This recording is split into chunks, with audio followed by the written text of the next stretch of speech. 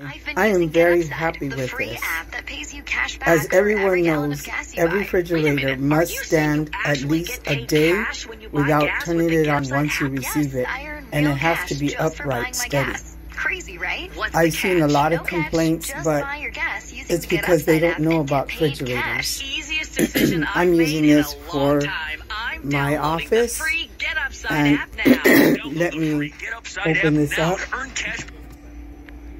I'm able to put in 4 cans and 4 waters. So it does hold up 8 cans.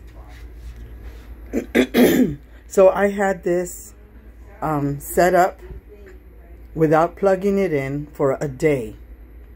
And then today I just plugged it in. It's very quiet, runs smooth.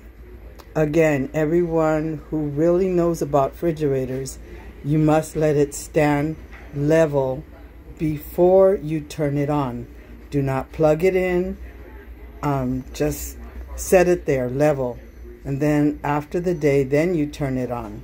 Then you won't have any problems. It's perfect